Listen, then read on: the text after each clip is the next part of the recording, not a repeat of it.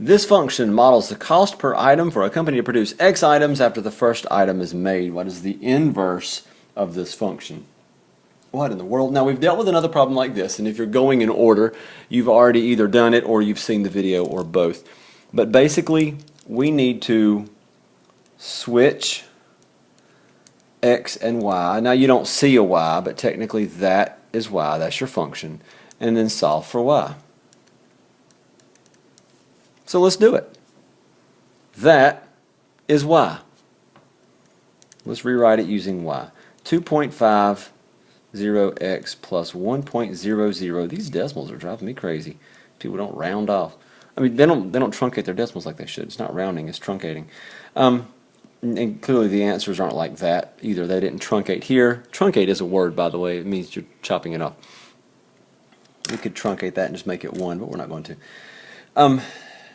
Anyway, because the answers are not, we're not going to do that. So 2.50 x plus 1.00 over y. Okay.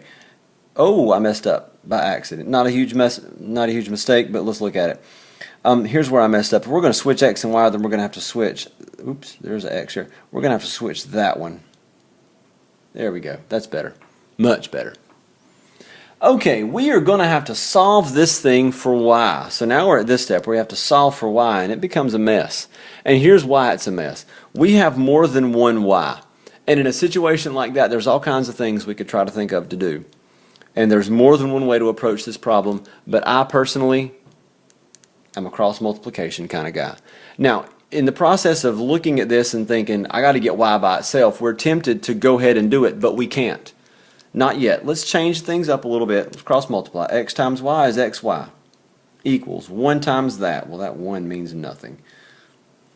Well, it means 1, but we're multiplying by it. So there we go. So we just cross multiplied. Now, again, our purpose is to get y by itself. And if we're going to get y by itself, then we better get them together. We have a y here and we have a y here. And there's no way we can isolate them the way they are. They're separated. So we're going to make them meet. Let's bring this one to the other side. So we have xy minus 2.5y equals 1.00. The trick with this problem isn't knowing how to do an inverse. The trick with this is knowing how to solve for y when there's more than one of them. And I love cross multiplication. It is one of the most wonderful gifts that mathematics has ever given us. It's a great thing.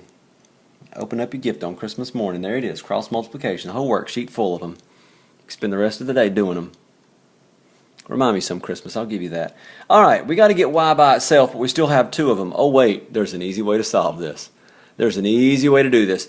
Our greatest common factor is y. We're going to factor out a y right here. Factor a y out of this term and factor a y out of this term, and it leaves us with that. Okay, now solving for y is much simpler. If we divide both sides by this, as ugly as it is, we'll get it. There we go. Those divide out. And this is our answer. Now, that is our answer, but it's not written with a y.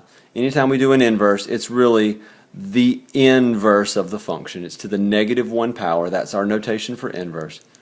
So our inverse function is a. There we go. We got it.